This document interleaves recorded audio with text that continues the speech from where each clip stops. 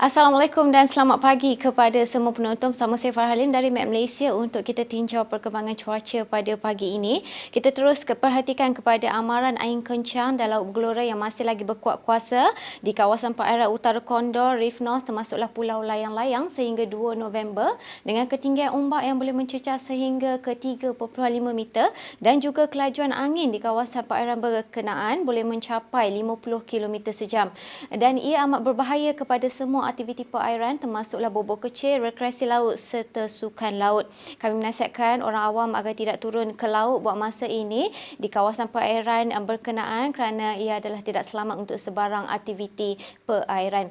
Seterusnya kita perhatikan kepada imej satelit semasa. Litupan awan yang dicerap di seluruh rantau negara kita tertumpu di sekitar perairan Selat Melaka termasuklah perairan Samui dan juga di perairan Sarawak. Dengan kelembapan yang tinggi ini membawa kepada ribut petir di beberapa kawasan perairan berkenaan sehingga ke awal petang nanti.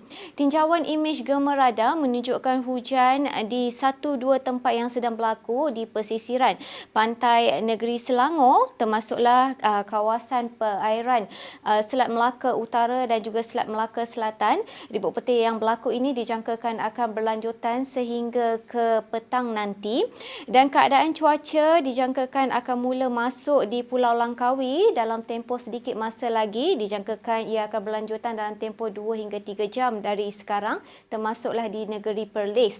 Seterusnya di Sabah dan Sarawak pula hanya ribut petir yang sedang berlaku di kawasan perairan Sarawak ini dijangkakan akan berlanjutan sehingga ke awal petang nanti, manakala keadaan ribut petir di bahagian Kudat dan juga di bahagian Tawau jangkakan akan mula masuk dalam tempoh sedikit masa lagi untuk 2 jam ke 3 jam akan datang. Seterusnya kita perhatikan kepada paparan ramalan hujan di seluruh negara kita untuk petang nanti. Keadaan kelembapan yang tinggi masih lagi dijangkakan berpotensi berlaku di seluruh semenanjung Malaysia, terutamanya ribut petir di sekitar negeri Johor, termasuklah di bahagian utara dan juga timur semenanjung Malaysia, serta di beberapa tempat di Sabah dan juga di hampir keseluruhan tempat di Sarawak. Sekian sahaja informasi cuaca untuk kali ini. Seterusnya kita lihat paparan ramalan cuaca bagi bandar-bandar utama di seluruh Malaysia sepanjang hari ini. Assalamualaikum.